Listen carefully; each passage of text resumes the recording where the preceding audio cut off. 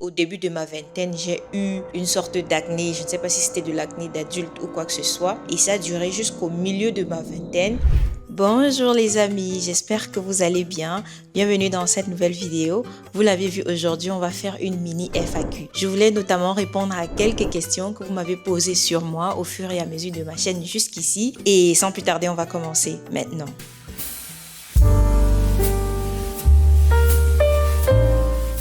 Alors, au cours de la vidéo dans laquelle j'annonçais la reprise de ma chaîne, je vous ai suggéré de me poser quelques questions afin qu'on fasse mieux connaissance. Je viens répondre aujourd'hui. Déjà, je m'excuse d'avance si vous me voyez me baisser, c'est tout simplement pour lire les questions juste là. Ensuite, si vous voyez la lumière changer au cours de la vidéo, c'est tout simplement parce que je filme avec la lumière du jour et la nuit va bientôt tomber.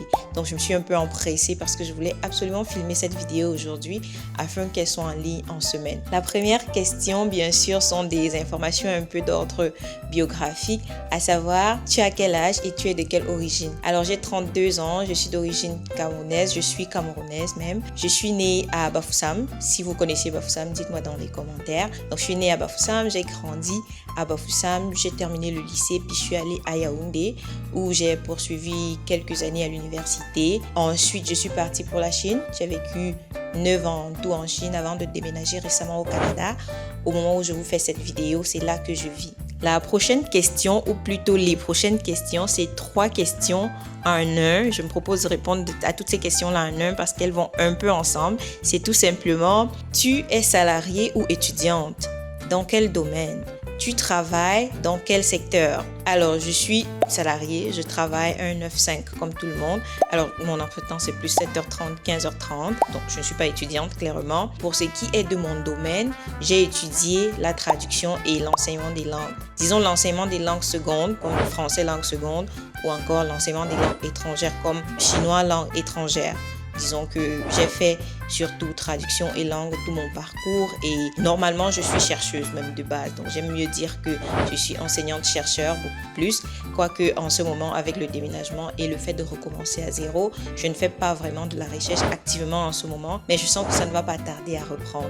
Pour ce qui est de la recherche, je fais surtout de la recherche dans les langues toujours, mais surtout le bilinguisme et l'aménagement linguistique et tout ceci en rapport avec la traduction, notamment par exemple ma thèse de doctorat dans laquelle je parlais de, c'est vrai que je m'emporte là, ce n'est vraiment pas le sujet de la conversation et si ça vous intéresse, je peux toujours vous faire une vidéo par exemple sur mon parcours académique parce que là on saura que c'est vraiment le sujet de la conversation et je vais arrêter de divaguer comme je le faisais à l'instant, mais tout ça c'était juste pour vous dire que mon domaine c'est vraiment les langues, la traduction, l'enseignement des langues et la recherche sur les langues, le bilinguisme, le multilinguisme, l'aménagement linguistique. C'est vraiment ça mon domaine globalement. Comme je le disais, j'ai déménagé récemment dans un nouveau pays. Ça inclut des nouveaux défis, notamment se réinsérer professionnellement. Et j'y travaille et vous allez probablement en apprendre un peu plus, soit en suivant mes vlogs ou alors sur la vidéo que je vais consacrer à mon parcours professionnel si jamais je finis par la faire. La prochaine question, c'est tout simplement, tu es avec ton mari depuis combien de temps? Ou bien depuis longtemps, pour reprendre fidèlement. Nous sommes ensemble depuis 9 ans. Oui, nous sommes ensemble depuis 9 ans. Et nous sommes mariés depuis 1 an et demi, normalement. 1 an et demi. Bientôt, ça va faire 2 ans. On s'est mariés en février. Donc, en février 2026, ça devrait faire 2 ans de mariage. Mais au moment où je filme cette vidéo, on a 1 an et quelques de mariage. Et on se connaît depuis 9 ans déjà. La prochaine question qui suivait un peu celle-ci dans l'ordre des questions, c'est tout simplement, qu'est-ce qu'il pense de tes vidéos YouTube?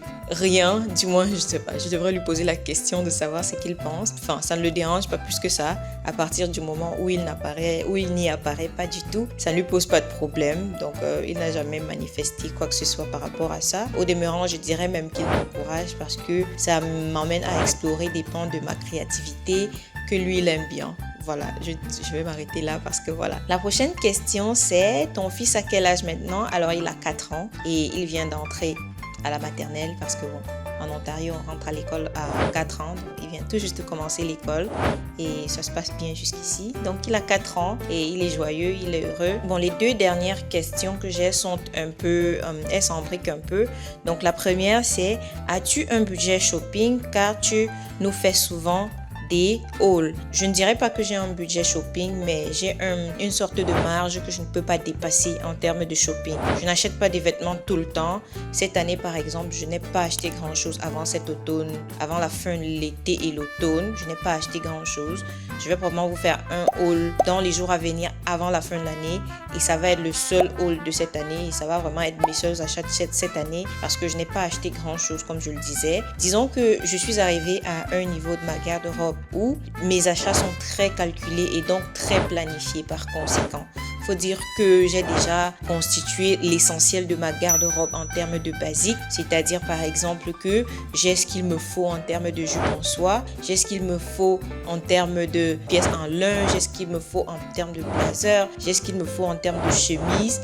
Donc le tout s'embrique parfaitement, le tout va très bien ensemble et je peux me constituer des garde-robes capsules selon les saisons, mais vraiment sans aucune difficulté. Par conséquent, mon shopping va être de manière beaucoup plus calculée. Je vais voir par exemple si actuellement j'ai un pull en laine de chez Uniqlo, c'est souvent de l'acrylique je pense bien, alors je vais mettre dans ma wishlist l'achat d'un pull 100% en laine, je sais pas, d'une marque que j'aime bien, ça va être Ralph Lauren par exemple, j'aime bien leur pull et je sais que ce n'est pas un achat que je vais faire comme ça sur un coup de tête, mais plus un achat que j'aurais programmé et j'aurais mis du temps avant d'y venir. Donc actuellement, en dehors de cela, si je vois une pièce qui est par exemple, une tendance qui m'intéresse par exemple et à laquelle je veux bien me prêter, eh bien je vais acheter. Si je vois une pièce un peu coup de cœur, je vais la garder 2-3 semaines dans mon panier afin de voir si la pièce m'intéresse toujours et je vais finir par l'acheter. Mais dire vraiment avoir un budget shopping actuellement,